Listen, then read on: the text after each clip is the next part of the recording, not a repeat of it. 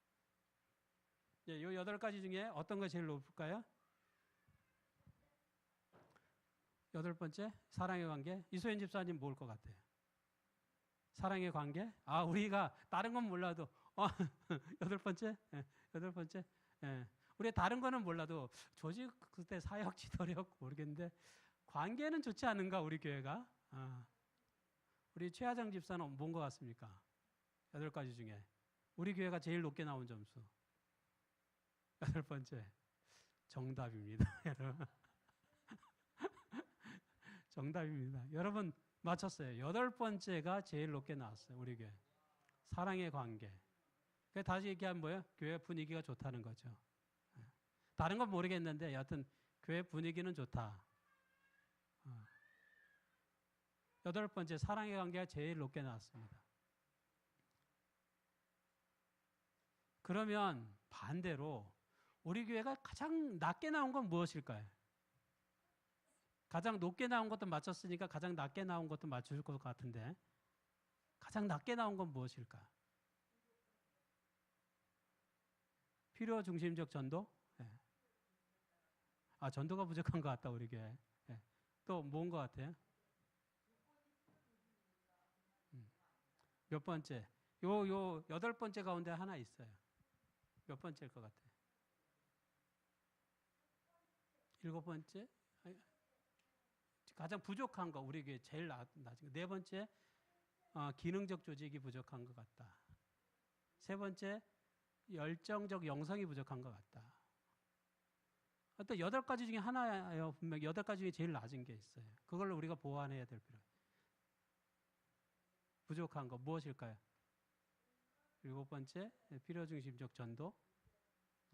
제가 정답이 안 나와서 계속 묻는 거예요. 네, 뭘까요? 열정적 영성? 아닙니다. 뭘까요? 우리가 가장 낮게 나온 부분이 있습니다.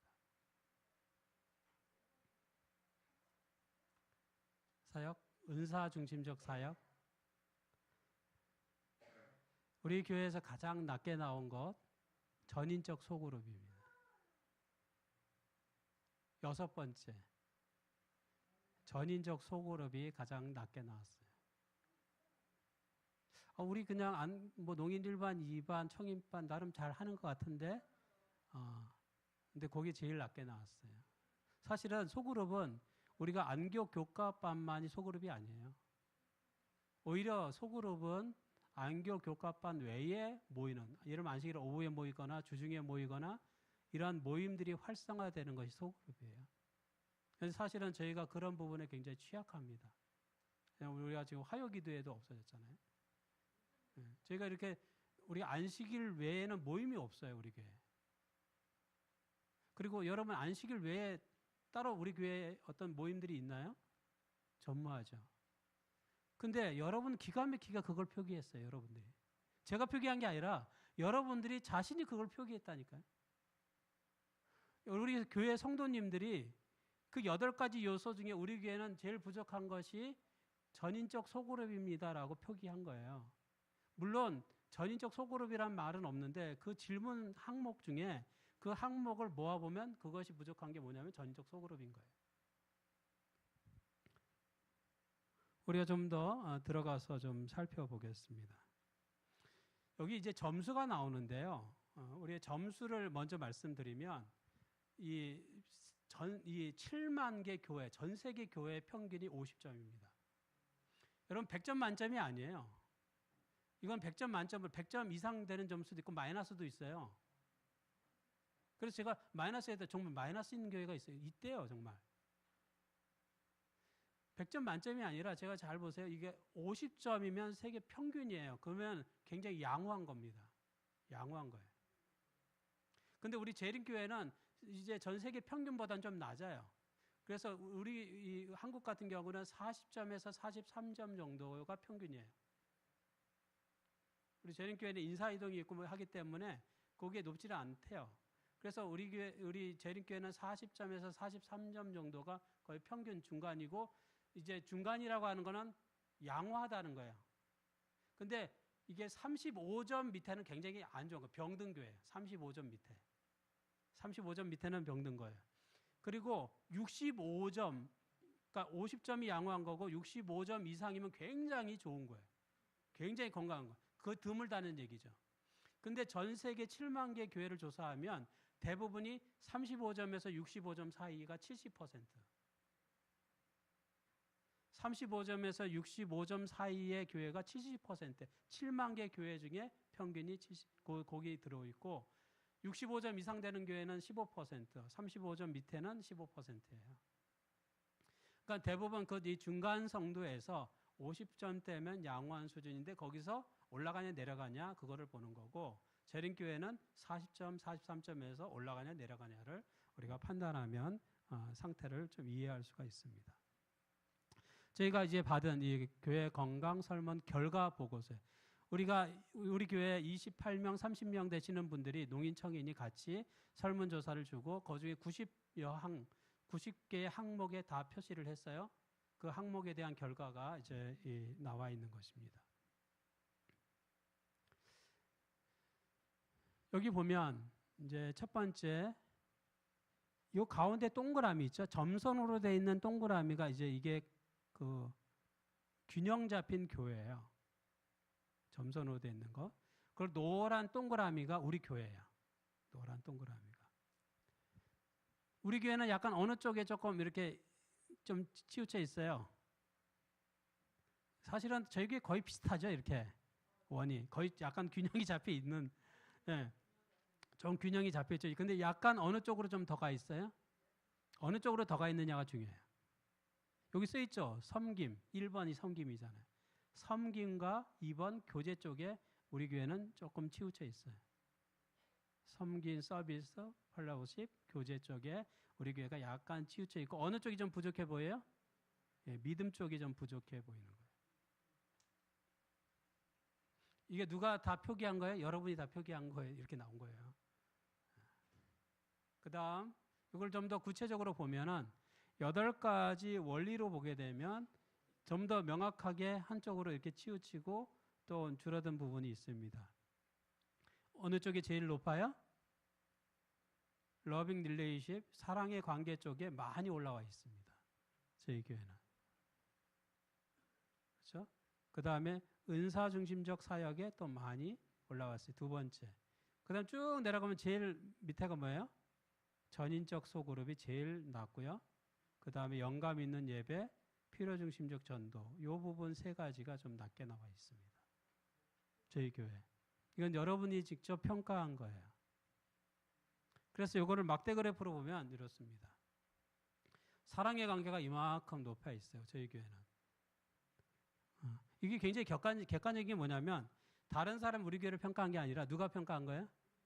우리 성도님들이 여기서 한 20여 명, 30명이 다 설문조사에 표시를 했을 때 이 결과예요. 그러니까 가장 정확한 거죠. 그러니까 어떻게 보면 목회자도 이거를 보고 정말 이럴까 싶은 생각. 왜냐하면 목회자의 생각과 성도님의 생각이 다를 수 있거든요. 목사님은 내가는 설교를 굉장히 잘한다라고 생각하는데 성도님들은 굉장히 지루한데 이렇게 느낄 수 있는 거거든요. 그래서 지금은 목회자의 평가가 아니라 누구의 평가예요? 성도님들의 평가예요. 우리 성도 교회 대부분의 성도님이 우리 교회를 어떻게 이해하고 평가하고 있는가를 보는 것이죠. 그랬을 때 우리는 우리 성도님들은 우리 교회가 사랑의 관계가 제일 잘 돼 있다라고 평가를 하신 거고 전인적 소그룹이 또 여기 그렇게 많이 차이 나진 않지만 전도와 예배, 소그룹 부분이 우리가 부족하다라고 해요. 그러면 우리가 이 세 가지를 같이 할 거가 그게 아니라는 거예요. 제일 낮에 있는 부분을 높이다 보면 다른 것들도 같이 상호작용으로 올라가게 된다는 거죠. 그러니까 8가지 중에 가장 낮은 거를 잡고 그것을 개선하려고 교회가 노력하다 보면 다른 부분도 같이 상승하는 효과가 생긴다는 거예요. 그리고 어느 교회가 우리는 이제 전적 소그룹 6번째가 낮아요. 그래서 그거를 1년 동안 잘 준비해서 소그룹을 잘 했어요. 그럼 그 다음에는 최소치가 바뀌겠죠. 다른 걸로. 이건 올라갔으니까 또 낮은 게 있을 거 아니야. 그럼 그 다음엔 또 그 낮은 거를 또 높이려고 개선을 하는 거예요. 그래서 이 최소치는 항상 고정된 것이 아니라 계속 바뀔 수 있어요. 달라질 수 있어요. 그러나 여하튼 교회는 매번 이 가장 낮은 부분에 집중하고 그것을 개선하려고 노력하는 것입니다. 여기 설문조사를 통하여 우리 교회의 특성을 이해할 수 있는 여기 24가지의 주제들이 있습니다. 8가지 여기 질적 특성들이 있죠. 이 24가지 주제들을 보면 우리 교회가 그래도 좀 더 잘 되고 있는 것이 뭐냐면 창의성이고 팀워크고 기쁨이에요. 이건 우리 교회가 1, 2, 3등이에요. 우리 교회 24가지 항목 중에서 우리 성도님들은 우리 교회는 창의성이 있는 교회고 팀워크가 있는 교회고 기쁨이 있는 교회다라고 인지하고 있다는 거예요. 그래서 제가 오늘 이 설교를 준비하기 위해서 이 NCD, 우리나라 NCD를 이끌고 있는 우리 한국연합회 교회성장 연구소 소장님을 어제 만나서 요거 디테일한 제가 코치를 받았어요. 사실은 요걸 이 도표를 보고 읽을 수 있어야 되잖아요. 이해할 수 있어야 되니까 이게 무슨 뜻인지. 그래서 제가 어제 그 목사님하고 그 상담을 통해서 하나하나 디테일하게 좀 체크를 했습니다. 창의성이라는 게 뭡니까? 제가 물어봤어요. 우리 교회가 제일 높은 게 창의성인데 창의성이 뭡니까? 여러분 창의성이 뭐라고 생각하세요? 우리 교회 제일 높은 특성이에요. 창의성이 뭡니까? 우리 교회가 어떻단 얘기예요?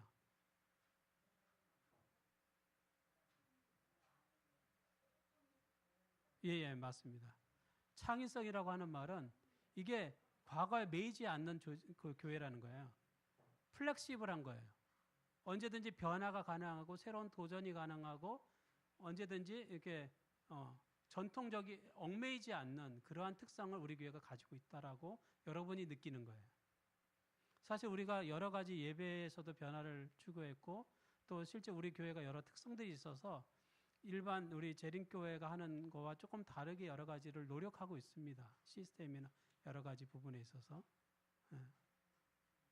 그런 부분에 있어서 여러분이 생각한 거죠. 우리 교회는 창의성 있는 교회구나. 이게 좀 플렉시블하구나. 이게 좀 이게 유동적이고 뭔가 이게 딱 고정돼 있지 않다라고 하는 거죠. 그리고 팀워크가 우리 교회는 잘 된다라고 여러분들이 생각하시는 거예요. 그렇죠. 한 사람이 반주하면 그래서 딴 사람이 뭘 해야 될지를 대충 생각하고 빨리빨리 이렇게 좀 일을 해주고 뒷받침을 하고 이런 부분이 우리는 팀워크가 나름 잘 돼 있다. 그리고 세 번째는 기쁨이 있다. 이 교회 안에 웃음이 있고 기쁨이 있는 그런 것. 저는 굉장히 긍정적으로 평가하고 여러분들이 굉장히 그리고 굉장히 놀라운 게 이것이 굉장히 정확합니다. 왜냐하면 이것을 지금 수십 년 동안 하고 많은 데이터를 통하여 이게 나온 거기 때문에 7만 개의 데이터를 7만 개라고 하는 것은 7만 개의 교회예요. 그러니까 그 7만 개 곱하기 30을 해야 돼요. 30명씩 했으니까. 그리고 거기 곱하기 뭘 해야 돼요? 90을 해야 돼요. 90개 문항을 냈으니까. 어마어마한 데이터인 거예요. 이것이 거의 기독교 역사에서 이런 데이터가 나오진 않습니다. 그러니까 이 8가지 원리도 굉장히 정확한 거예요. 이 교회를 평가하는데 굉장히 높은 부분에 있고 전 세계 재림교회, 그러니까 세계 NCD를 설문하는 데 있어서 가장 적극적으로 하는 교단이 우리 재림교회가 두 번째라고 그래요. 우리 교회가 했지만 이미 세계 재림교회는 이 부분을 굉장히 잘 활용하고 있어요. 그리고 우리 한국에 있는 재림교회가 150교회가 이미 이것을 설문조사를 했습니다. 그리고 우리 이 재림교회 5천여 개의 교회가 지금 이 NCD 요거를 하고 있어요. 거기에 우리 7비 농아인교회가 같이 7만 개 교회 중에 이름을 올린 거예요. 농아인교회를 올린 것이죠. 그러면 우리는 이제 잘 되고 있는 것은 우리가 좋게 생각하고 그럼 부족한 것은 무엇일까를 또 생각해야 되잖아요. 우리가 항상 최소치를 올리는 부분을 생각해야 되기 때문에 그럼 그 밑에는 뭐예요? 여기 상호, 책임, 그 다음에 기도, 환영 이 부분이 부족하게 나온 거예요. 제일 낮은 점수를 받은 게 뭐예요? 제일 낮은 점수를 받은 게 이 24가지 중에 주제 중에 제일 낮은 게 뭐예요? 여기 환영이에요. 환영. 우리가 환영하는데 제일 낮은 점수. 우리 성도님들이 생각할 때 우리 교회는 이 새로운 분들이나 또 새로 오신 분들이나 환영이 부족하다 평가한 것입니다.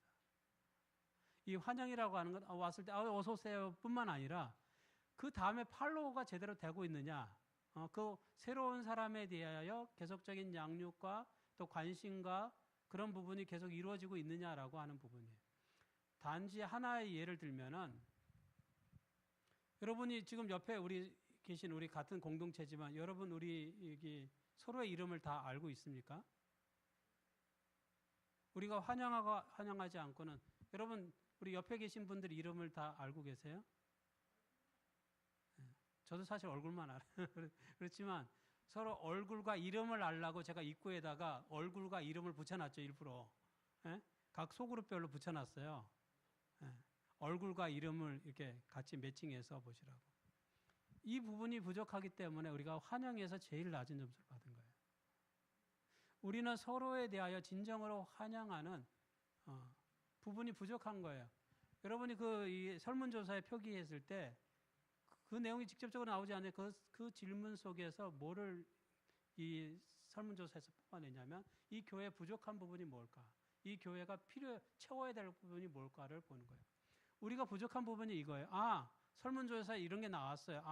전에는 몰랐는데 우리 건강검진을 해보니까 여기 어디가 안 좋다. 이쪽이 어디가 안 좋다라고 하는 게 나왔어요. 그럼 어떻게 해야 돼요? 그 안 좋은 부분을 개선해야죠. 안 좋은 부분을 보완해야죠. 그래서 이러한 설문조사를 하는 것은 굉장히 중요한 거죠. 우리의 상태를 이해할 수 있는 하나의 지표를 볼 수 있기 때문에. 우리가 이런 상태구나 라고 하는 것을 보고 이 부분을 개선해 나가야 된다는 거죠. 우리가 앞으로 무엇을 해야 될지, 어떤 걸 계획해야 될지 그것이 필요하기 때문에 이런 걸 설문조사를 하는 거예요. 그래서 이걸 보고 우리가 이런 부분은 잘 돼 있으니까 사랑의 관계, 그 다음에 기쁨, 창의성, 팀워크 이런 부분 잘 돼 있으니까 이제 우리 교회가 앞으로 좀 더 개선해야 되고 보완해야 될 거는 전인적 소그룹, 이 소그룹을 좀 더 활성화시키고 또 우리가 환영하고 기도하는 부분이 너무 부족하구나. 여러분 각자가 느낀 거예요, 이거. 제가 판단한 게 아니라 여러분 각자가 생각해서 판단 썼는데 이렇게 나온 거예요. 그러니까 여러분 스스로도 내가 기도가 부족하구나. 우리가 제대로 환영을 못하고 있구나라고 여러분이 판단한 것입니다. 이런 부분들을 우리가 함께 개선해 나가야 된다라고 하는 것이죠. 여기에 우리 교회의 평균입니다. 우리 교회 평균점 위로 올라간 것이 4가지가 있고 그 밑으로 거의 중간에 걸쳐져 있고 한 3가지는 이 밑으로 나오고 전인적 소그룹이 가장 낮은 단계로 되어 있죠. 여기 이제 창의성에서 이제 몇 가지 질문들이 나와 있습니다. 제가 제일 높은 점수랑 낮은 점수를 이렇게 함께 보면 제일 높은 점수 제가 그냥 딱 2가지 높은 거랑 낮은 것만 딱 하나 뽑아봤어요. 창의성에서는 우리가 굉장히 제일 1순위예요. 1순위. 24가지 주제 중에 저희가 1등한 주제죠. 창의성. 나는 예배 시간이 종종 지루하게 느껴진다. 이 네거티브 질문이거든요. 여기서 우리가 굉장히 좋은 점수를 받았어요. 그 뜻은 뭐냐면 나는 예배 시간이 지루하게 느껴지지 않는다라고 하는 뜻이에요. 우리 성도님들은 예배 시간을 지루하게 느끼지 않는다라고 하는 거예요.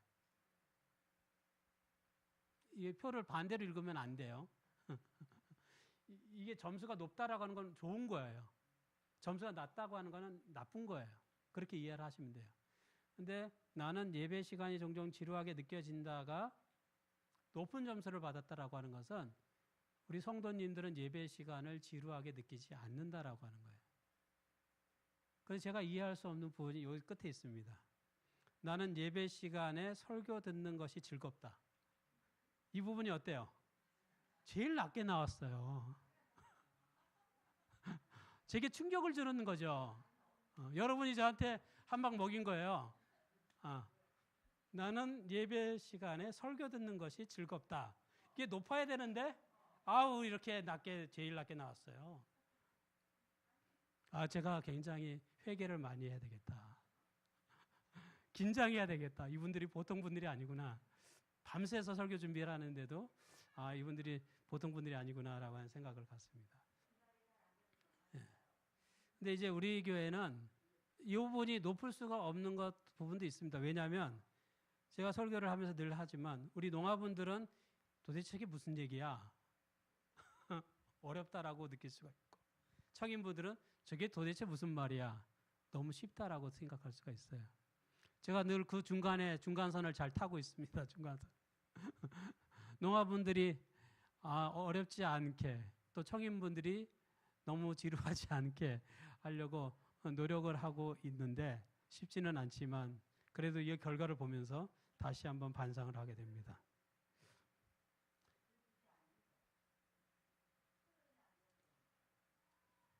그 다음에 두 번째 순위에서 보면 우리가 팀워크 부분이고요. 여기서 8번을 보면 하나님께서 교회를 세워나가시는 데 있어서 나를 도구로 사용하고 계심을 경험한다. 하나님께서 나를 도구로 쓰고 있다라고 하는 것을 경험한다. 느낀다라고 하는 거에 여러분이 높은 점수를 했어요. 그건 굉장히 좋은 거죠. 하나님이 나를 하나님의 도구로 쓴다라고 하는 느낀다. 그 다음에 3순위까지는 우리가 뭐 좋은 거예요.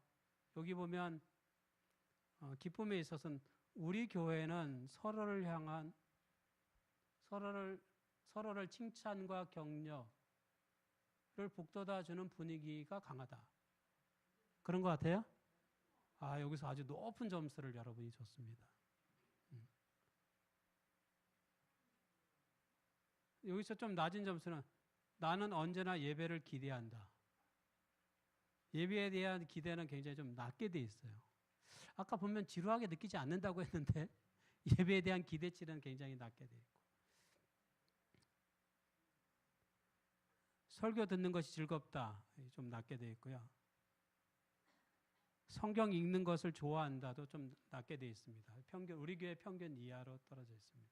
그래서 우리가 성경을 읽는 그러한 부분들 또 기도하는 부분들 우리가 좀 더 보완해야 될 부분이라고 하는 것이죠. 우리가 이제 제일 밑에 순위 부분은 요거는 좀 낮은 점수를 받은 것들은 보면 낮은 점수에서 제일 더 낮게 낮은 부분이 이런 거죠.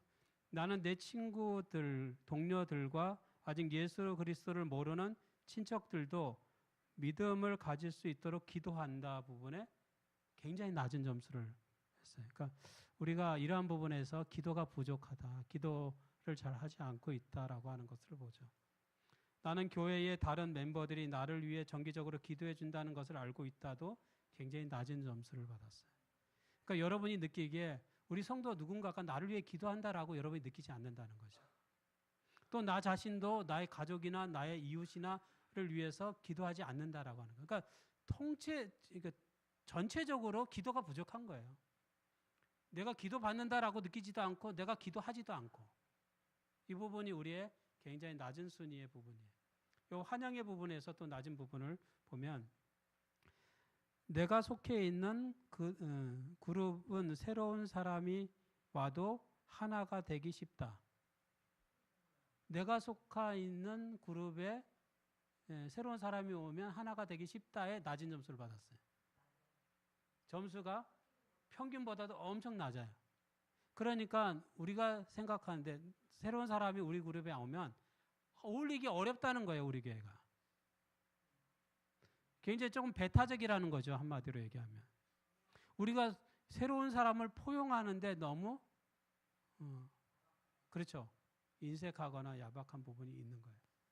또 하나 부분을 보면 우리 교회는 아직 예수 그리스도를 모르는 친구들이나 가족들에게 전도 활동을 한다 부분에 굉장히 낮은 점수를 냈어요.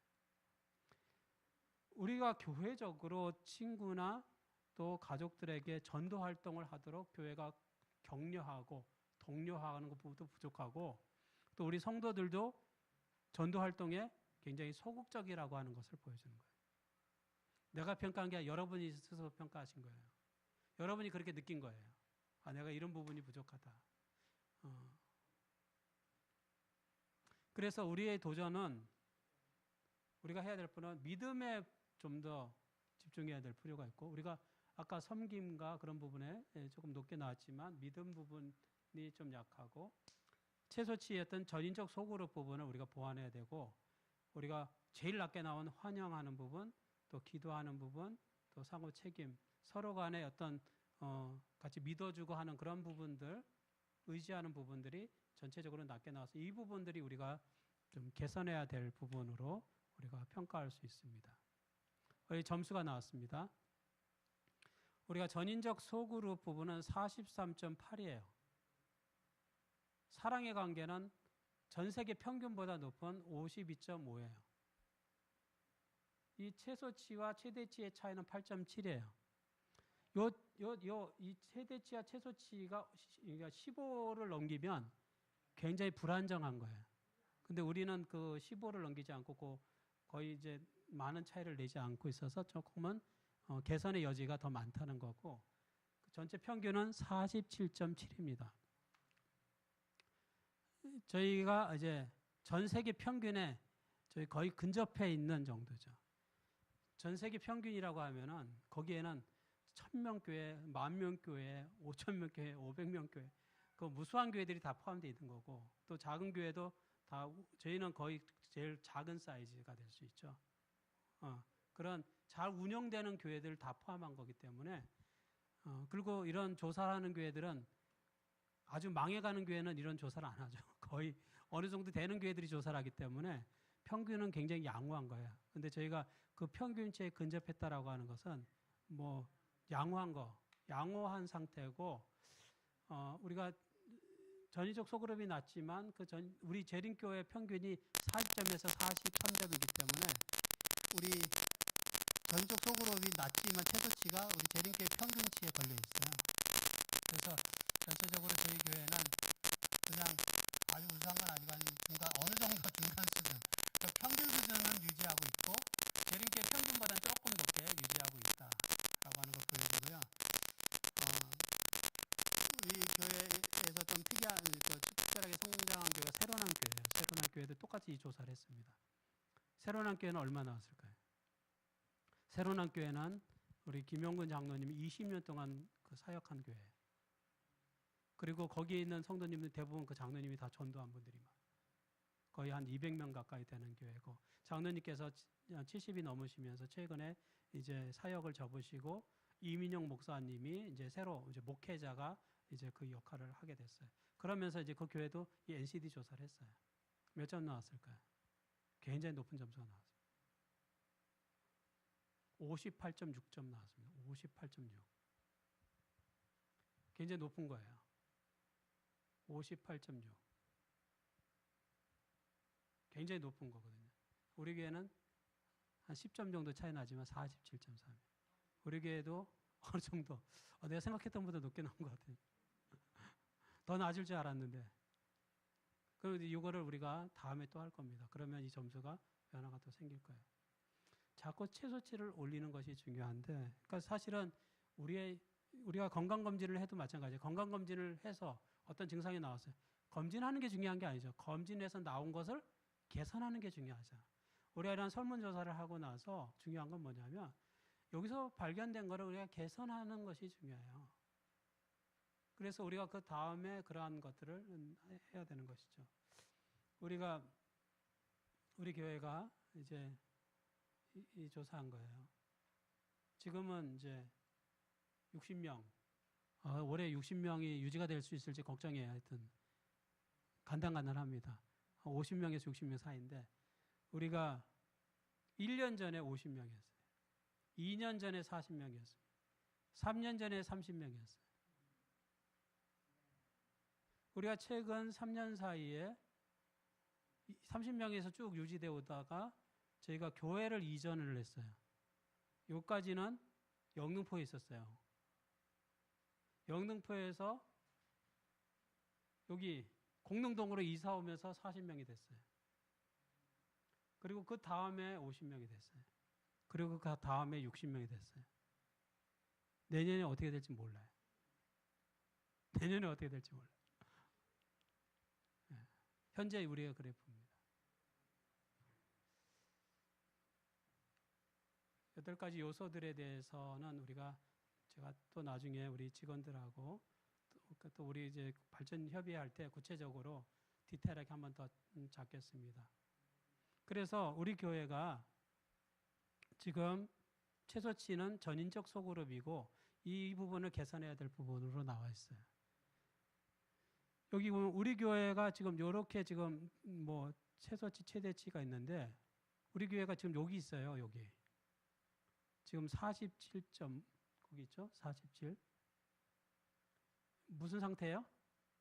can work 하는 상태예요. 우리 교회가 그냥 가만히 정치되어 있는 건 아니고 좀 걸어가고 있는 상태예요.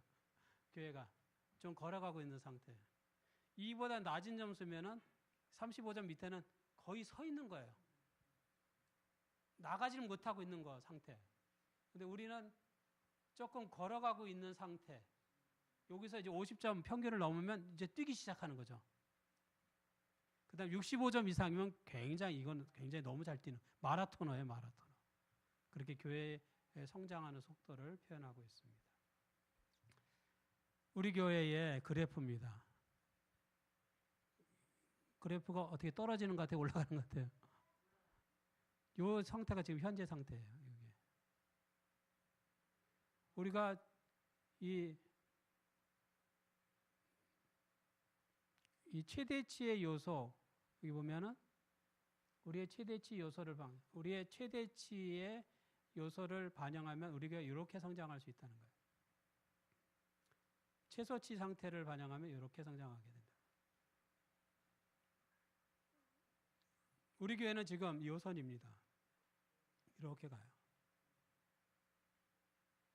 그런데 우리가 이 각 항목에서 점수를 65점씩 올린다고 하면 지금 47점인데 각 항목을 65점씩 올린다고 하면 우리 교회의 성장은 이렇게 가는 거예요.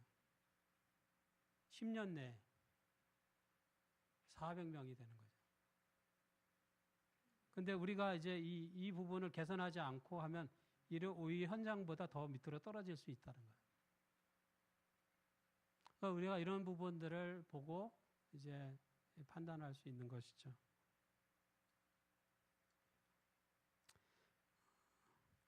중요한 것은 우리가 이러한 부분들을 보면서 우리의 약한 부분을 개선해 나가려고 하는 부분이 굉장히 중요합니다.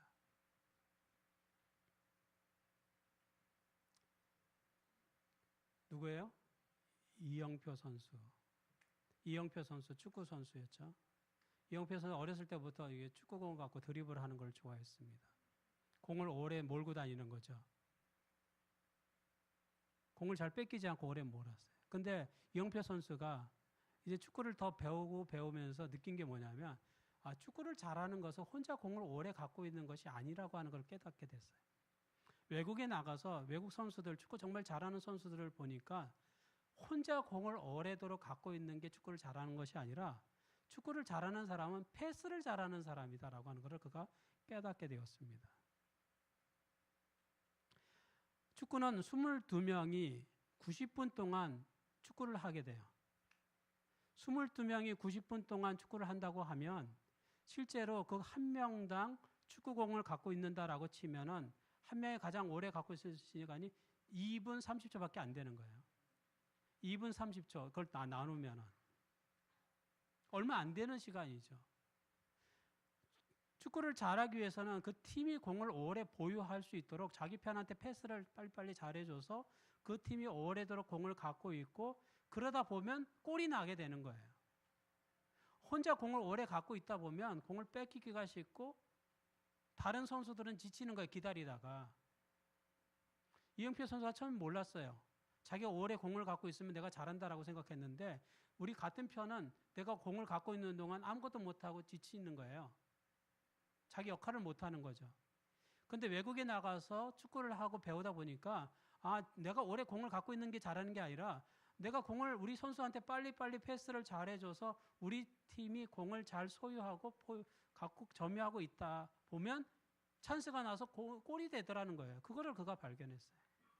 그러면 축구는 혼자 하는 게 아니죠. 그래서 11명이 뛰는 거잖아요. 교회도 마찬가지예요.